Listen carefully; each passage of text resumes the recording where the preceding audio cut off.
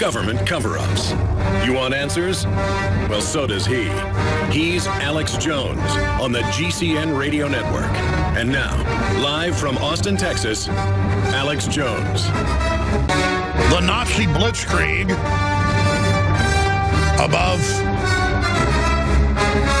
France and then, of course, England killed hundreds of thousands of people, raining bombs down on major cities, particularly the Blitz. And you did not see 1/1000th of the panic that we saw in the West yesterday and today when a reported Islamicist convert with connections, at least as a fellow traveler and admirer of ISIS, that means Al-Qaeda's new comic book name, attacked the parliament, shooting one of the honor guard, ceremonial honor guard that was there at the war memorial, and then himself being shot by the sergeant-at-arms. And, of course, it was someone with a gun that was able to stop the bad guy with a gun. Good guys with guns stopping bad guys with guns. 2 + 2 = 4. But to see the panic for hours after the parliament piling chairs up on doors and just men with their submachine guns shaking in fear like they had just battled a Tyrannosaurus Rex shows the mind control and the fear that they've instilled, not just in the general public, but government itself. This does not radiate confidence worldwide for the West, I will assure you. It's over the top. And again, it's very sad for the gentleman that was shot and killed. But we had to hear how there was a second gunman for hours as they locked down much of the city of Ottawa. It's just another signpost on the road to insanity. Corporal Nathan Cirillo of Hamilton, identified as soldier, gunned down in Ottawa attack. This coward reportedly just walked right up to him and shot him multiple times in the chest, and then went and mindlessly sprayed some bullets into the parliament, and then was shot and killed before he could kill more people. And it's because of these radical Islamicists being funded by the West that I have predicted will start mass shootings. Not hard to predict that. It's like predicting tornadoes will come sometimes in the spring. Or that you'll get hurricanes in the fall in the Atlantic Ocean. Or you'll get typhoons in the Pacific. You go out and you fund and you rock star these groups and you give them all this attention, you let them operate on Twitter and Facebook while INFOWARS is censored, you're going to have this go on. And they don't care if people cross the border and come and do this. I have predicted they're going to shoot down airplanes in Europe, Canada, or the U.S., or all three. We've talked about the 15,000 missing heat-seeking missiles that our government basically gave to Al-Qaeda. They changed the name to ISIS. It's a big deal. Now, I'm going to cover that, but I'm just going to stop right here, and I'm going to tell everybody something that we're working on right now that is so big that I don't even feel worthy as a news organization, myself individually. I don't feel like, it's just bizarre. Like, why me? Why do we always get the information? Why are we given such dangerous information? Why don't other people get what's going on? And when I say I don't feel up to it,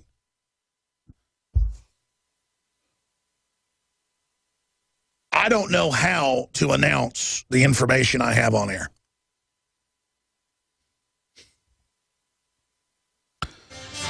I'm going to try to think about it during the break, and I have a tendency when I've got things this horrible, but this important to report, to not cover it. You notice I just went into the shooting up in Ottawa because psychologically, even though it's a tragedy, it's more comforting to me because it's something I know. I mean, it's terrible. It's the opposite of comforting, but compared to the news I have, it is comforting. We're going to try to cover it when we come back. Coming up at the bottom of this hour, we're going to have a medical doctor on who wants to use his name and who he's given us his credentials, who says that there are cases of Ebola in major hospitals and that they're told to basically cover it up and say that it was malaria out of Africa and that the feds come and swoop the bodies or the patients away. Now, remember, the head of the Border Patrol Union, said 2 months ago and last week on this show, we're going to get him back on, by the way, if we can, today or tomorrow, that indeed the CDC is on the border and is picking up people that have Ebola-like symptoms. Now, the reason this is of such concern is that for a week, we've been in contact with a doctor who is the head of a major Texas hospital. This is a doctor I've known personally for about a year, a doctor I've had dinner with multiple times, a doctor I've gone out with friends to the Broken Spoke. It's not a medical doctor that runs a hospital in Austin. It's another major Texas city, and he doesn't even want the city named, but you can probably guess. He told us a week ago, confirmed exactly what this other doctor who's coming on record is going to tell you. Now, since we began to learn about this, we began reaching out to other medical doctors at hospitals, and they get very upset and say, I'm not supposed to talk to you about this, but yes, this is going on. Ladies and gentlemen, Ebola is probably spreading inside the United States right now. My gut level look at this, why are they saying the family doesn't have it? Why did none of the neighbors get it, none of the kids that were around his kids, but 2 nurses? The nurses have unions. The nurses are going to speak up for themselves. The nurses have already been protesting. The cleanup crews on the airplanes 3 weeks ago in New York and other areas began going on strike, saying, I'm not going to clean up vomit on these African flights. They're coming in out of countries with Ebola. We know they're covering up the numbers of Ebola deaths in Africa. That's even in Associated Press. They're set to have over 1 million people get Ebola. The only place they can run is to the U.S. Everybody else shut the flights down months ago. It's a no-brainer that they're covering up Ebola. Now, it's a no-brainer, and I've said in my gut, I believe that's going on. Because my intellectual research shows that they're covering it up. All the evidence points there. They're trying to spread it. But also my gut and everybody else's gut that I talk to is on fire right now. And then I talk to a major doctor who, quite frankly, runs more than one hospital. I'm just going to leave it at that. I mean, a major medical center, medical doctor, director. And he says, I will lose my license. They will come after me. We've been told, do not talk about it. But yes, it's true. And don't you say who I am. So we sit on this for a week. Anthony Gucciardi comes on yesterday, and I don't know what my problem is. That's why I say, why me? I don't even feel like I'm up to be able to cover things this big, quite frankly. And he mentions, we know medical doctors that say it's spreading, so a medical doctor calls in. We get his number, get his info, call, check on the hospital site. It's him. And he says, yeah, they're threatening people. He's coming on in 15 minutes. He goes, I don't care. This is too important. Hippocratic oath, do no harm. This is sensational. This is the stuff talk radio's made of. And I hate it. I absolutely hate breaking this to you. Oh, this government is so evil. I mean, I have 3 children. I have a family I love. And to know that this is probably confirming what we can already see the evidence of, 95% chance Ebola spreading, and they're covering it up. I just can't believe it. What an evil government. Because here's the deal. They're not just covering it up to stop panic. They're covering up things that would have stopped it spreading. They want this on purpose. And I'm just coming myself face to face with the fact that I've been right. We are in this much trouble. This just validates everything. And I'm not happy to be validated, to be vindicated. Because every instinct I've got is, you've done your job. You've fought hard enough, buddy. You've spent 20 years battling this. You are a major target. Get out of here, or shut up and shut it down.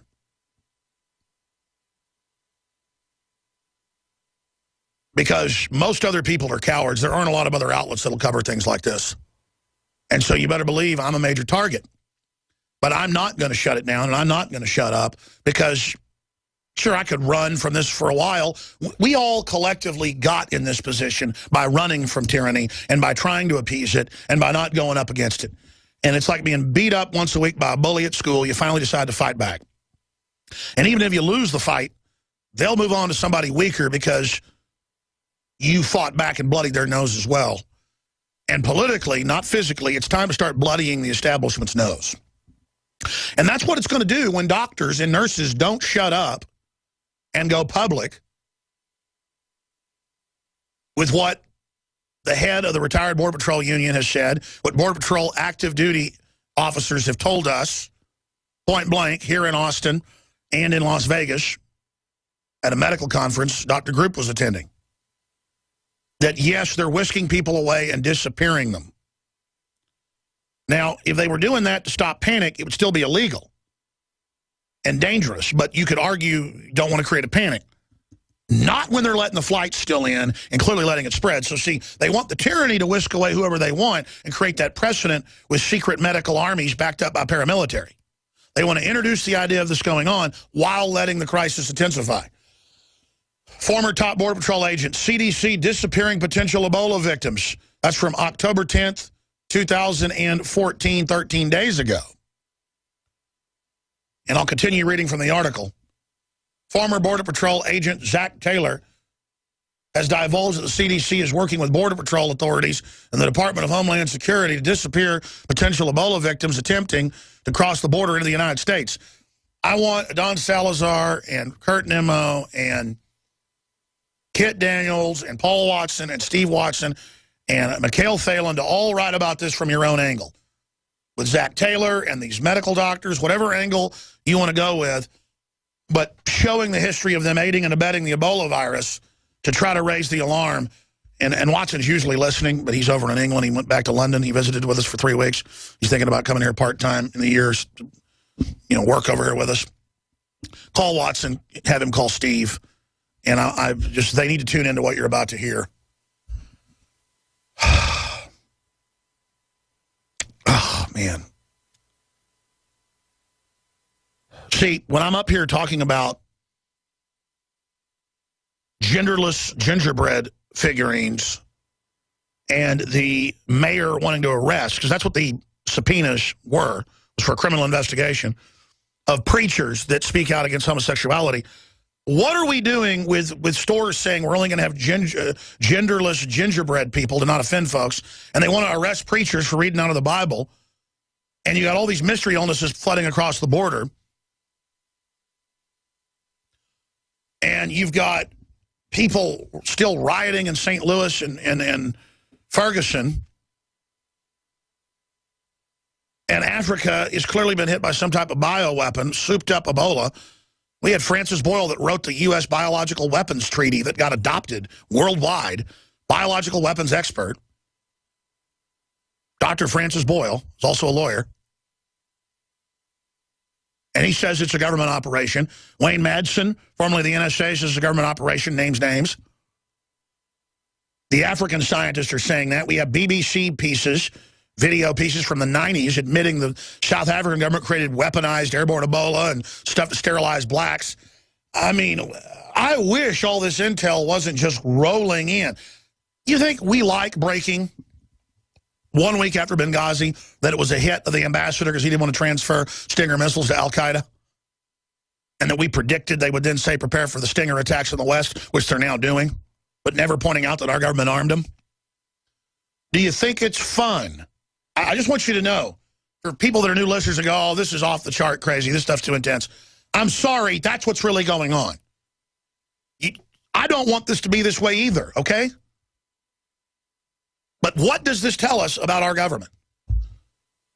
Major medical doctors have told us off record, people I know good, that Ebola is spreading in the U.S., in major hospitals all over the place.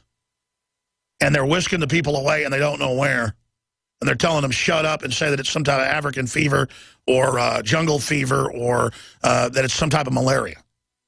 When it's not. Malaria doesn't cause big bloody pustules all over you. We're going to go to break. I'm going to try to get my mind focused and say a little prayer for my family and everybody else, because we're all in this together. And this is how they're bringing in the world government. It's stage crisis. It's what the North American Union documents show from 2007, Banff, Canada. We'll be right back. this office, myself included, have talked to multiple doctors, medical doctors, one of them that heads up a major hospital operation, multiple hospitals, that indeed Ebola, what they believe is Ebola, is showing up.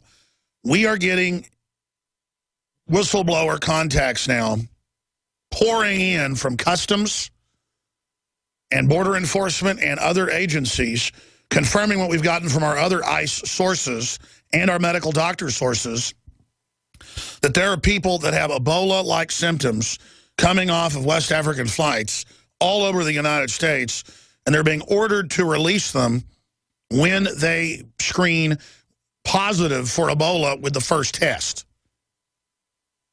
And by that, the first test just shows that it's probable that you have it, and that you need to go for further screening and an official test.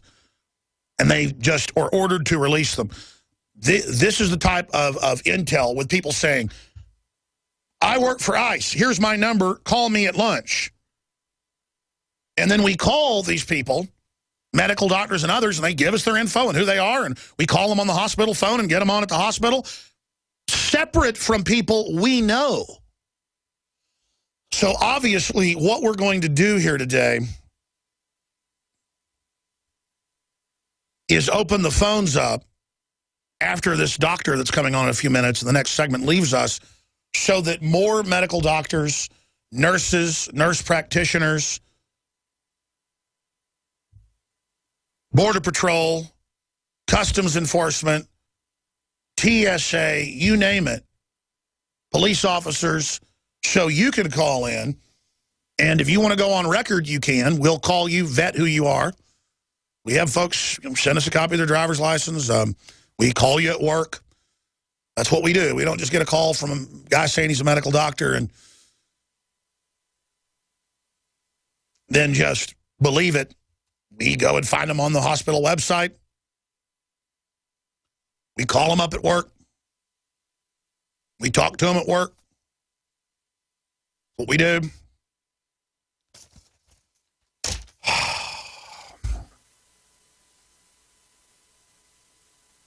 It's not just that they're letting the Ebola spread. It's that they're covering it up. And I guess they think they can contain it. Or maybe they want it to be out of control. I don't know. I just know it's criminal. It's out of control. And what does it say about the people running this country? The British, for 2 months plus, have sealed their borders and don't let flights in from West Africa and screen people who jumped from other countries. They have a global database of where you came from. Interpol databases, other databases, credit card records. That's all run through the computers to begin with, worldwide. Unless you live in the middle of nowhere and you're going and paying some small airline, you know, in some 10-seater or 6-seater to fly you over the mountain in Alaska. Unless you're flying on planes that way, or you're hitching a ride with somebody who's a private pilot, you're in the system. And there aren't a lot of private pilots flying in out of West Africa into North America, I'll assure you. So they know what's going on, and it's so bold, it's so crazy, it's got so many angles, it gives me a headache. Interpol, yeah, is moving with face scanning globally when you travel. By the way, Interpol's worldwide. By the way, the head of Interpol earlier this year said that they should arm everyone worldwide, and that would stop Islamicists attacking shopping malls and other facilities like the parliament. And the sad part about this is the West doesn't even differentiate radical Islamicists from regular Muslims, and there is a big difference. Most Muslims just want to live in peace. They're always being attacked by the jihadis, being funded by the West and by Saudi Arabia and others. And what stopped the bad guy up in Ottawa? Somebody with a gun. But that all pales in significance. And they're acting like it's the end of the world. It's being called in the news the Battle of Ottawa. 2 people dead. Meanwhile, we talk to medical doctors, and they tell us there's a cover-up going on. We're going to talk to one of those doctors straight ahead on the other side of this break. I'm Alex Jones. Tell your friends and family to tune in right now. The free audio streams and video at INFOWARS.com/show. Stay with us. I'll tell you, the news that I've been gathering over the last few weeks is extremely painful. I'm an American. I'm a father of 3 children. I live in Texas. I have family in Dallas. It's my hometown. And in the last, really, 2 weeks,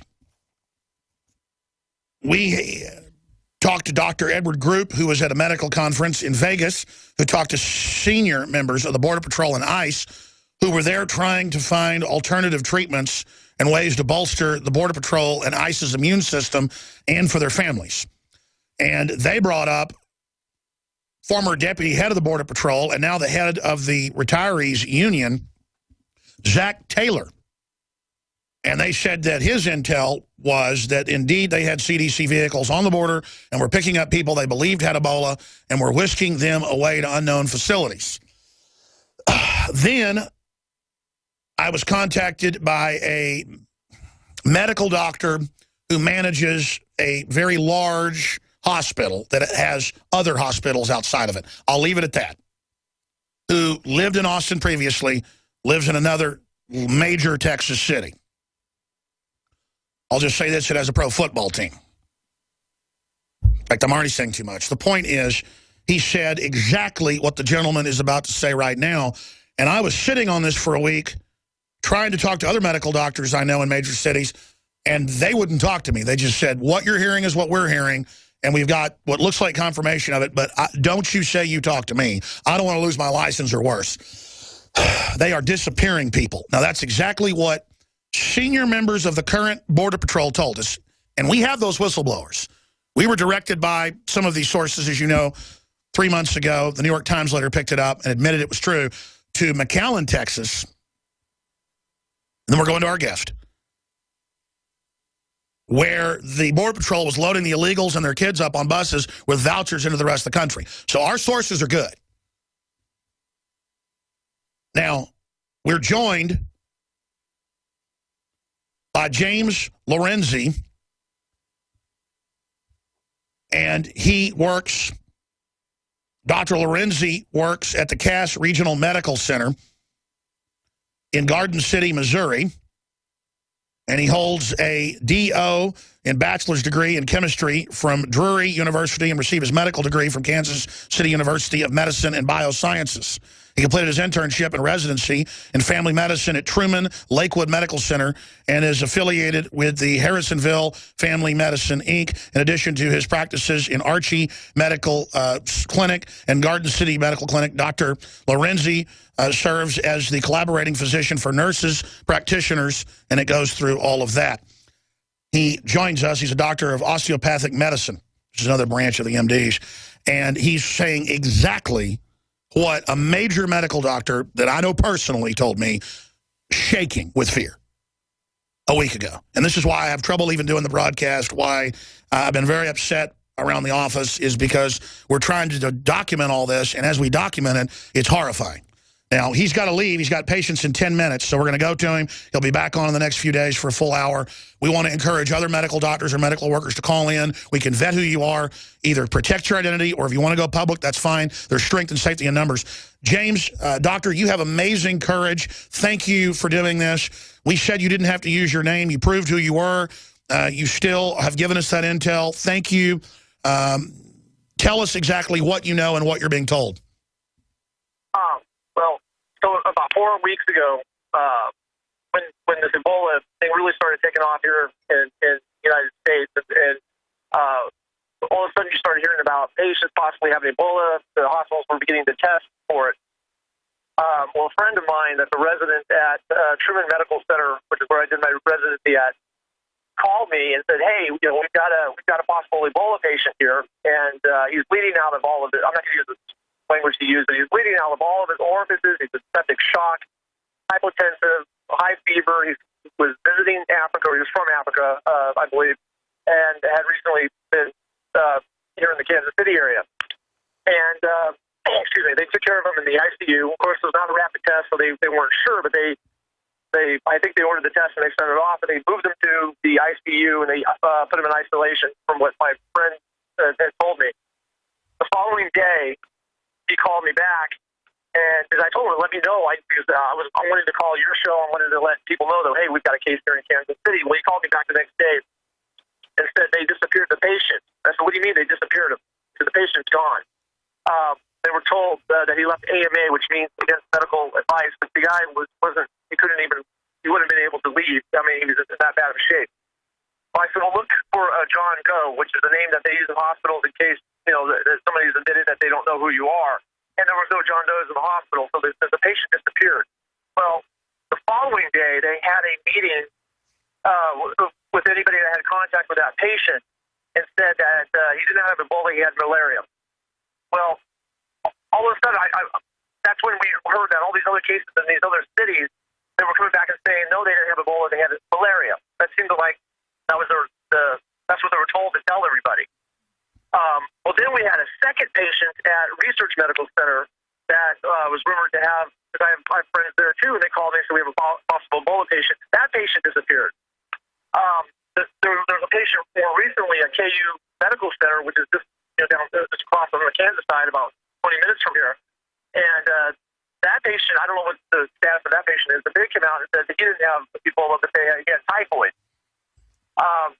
So something very, very strange is going on. And I wouldn't have thought much about it, but this is happening in other areas of the country, not only in Kansas City. These patients are disappearing. They're doing something with the patients, and God knows where they're going. Well, we have flights into Houston, flights into New York from Nigeria.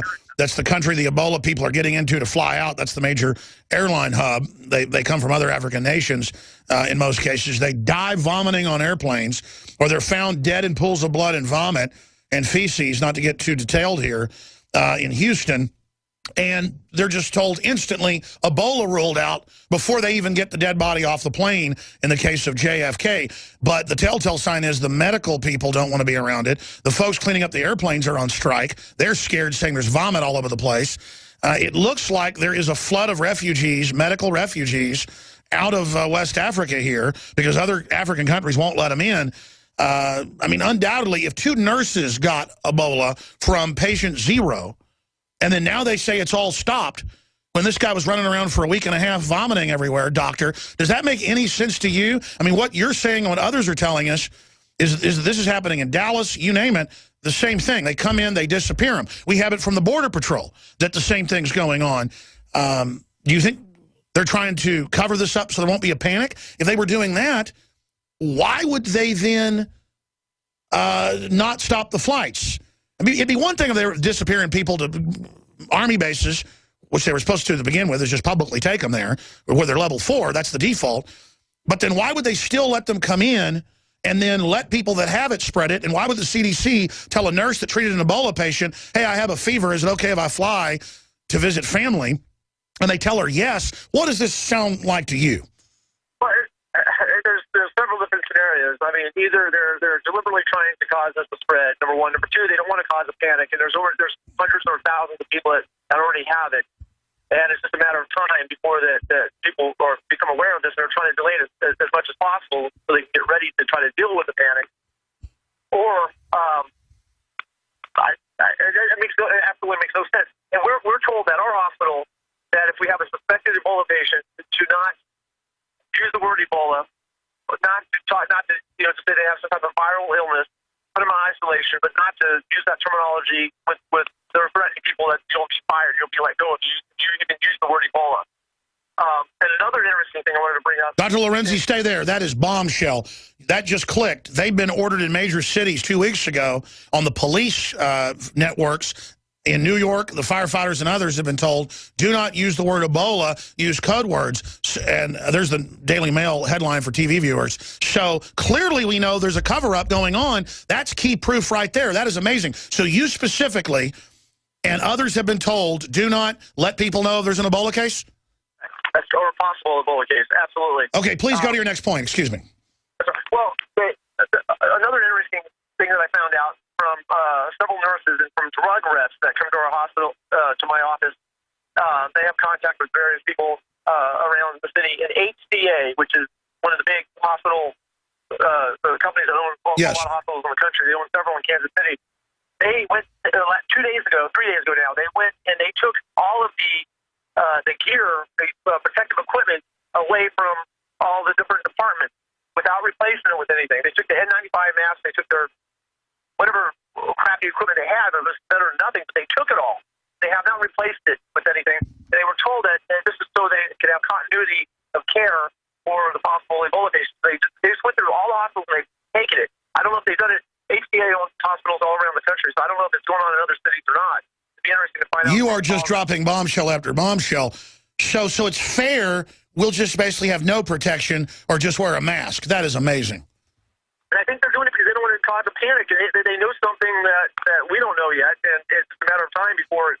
So they don't want people in spacesuits at hospitals, even though it'll protect them, because that would cause a panic. It's all about the image. It's all about the optics. Right, and we were told, like, I run 2 rural clinics outside of the hospital in Archie and Garden City, like you mentioned. The infectious disease nurse sent out these stupid little packets that contain an N95 mask, some booties, gloves, and a gown, and told us that if we have a suspected Ebola case, put this on. And they told the office staff to ask, this is the screening process now that we're told to do, ask them if they've traveled anywhere. And I said, okay, well, if they have, if they've traveled they came back from Africa, then what? Well, we don't know. Just ask them. And that's the screening process that we're told to do at this point in time. It's ridiculous. It's a joke. Yeah, that's like telling somebody they can jump out of an airplane at 10,000 feet with an umbrella as a parachute. I mean, the reason I'm coming on here is I'm hoping to find out from other physicians around the country or medical personnel, is this going on, is it just here? Is it just our hospital? Is it Kansas City? Or is this going on everywhere? I think I already know the answer to this, but it's time to not be afraid. I mean, it's a piece of paper. It's a medical license. I mean, if they pull my license for this, so be it. I mean, we need to get this information out. This is serious. Well, that's right. I mean, they used to tell radio stations, don't criticize the president or the FCC might take your license. What is this, Soviet Russia? What happened to the First Amendment? And you shouldn't have to be part of a criminal conspiracy to cover up Ebola and lie to people. That you should get an award for doing the right thing, not be penalized. But the right thing to do is the right thing to do, and there's strength in numbers. We need more people, as you said, to call in here. In fact, we have a guest coming up, and he's a very important guest on the economy front, Harry Dent. I am tempted to try to move him to 12:30 or move him to another day just because I need to open the phones up.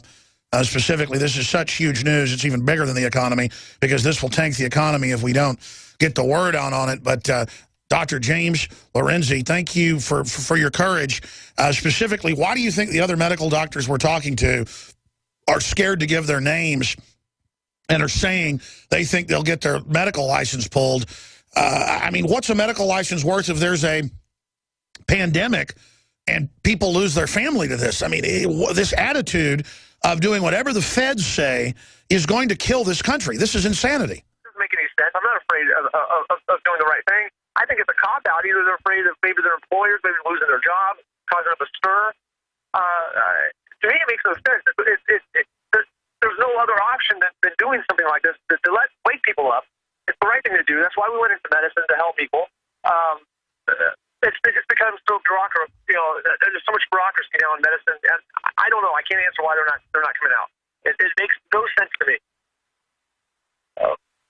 Well, you're near a major city, and so that's why you're also seeing in a lot of smaller towns or regions that aren't in the major thoroughfares probably haven't seen this hit yet. In the few minutes we've got left with you, Doctor, I want to get you back again tonight on the Nightly News if you can, or tomorrow for another update, and then obviously Sunday. But we are having a bunch of whistleblowers contact us in government, you name it, including Ebola screeners at airports. It's just we have to process all that investigative material as well.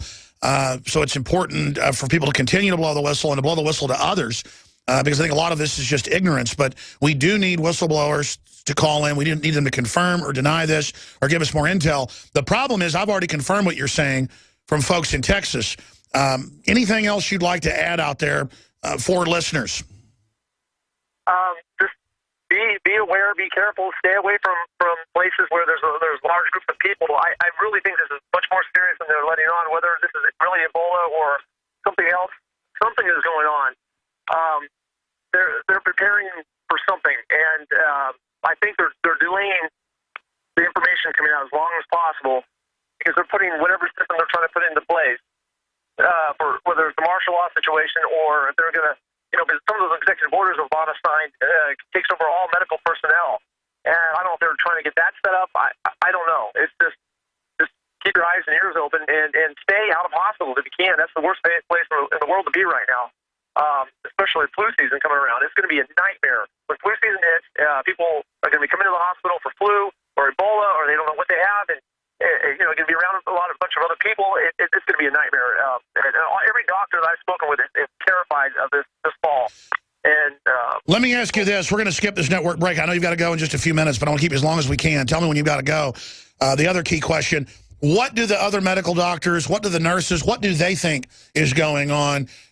Is it a state of concern, a state of not caring, a state of panic, of quiet panic? What's going on? Well, a lot of them come up to me, and I said, well, I'll let you know when it's time to panic. But they are very, very concerned. And they've several nurses and other personnel, I've spoken with their families, and come up to me and said, hey, if we have an Ebola case, or something, I'm not coming to work. I'm staying home. I'm taking care of my family. And well, especially when you don't have the right gear.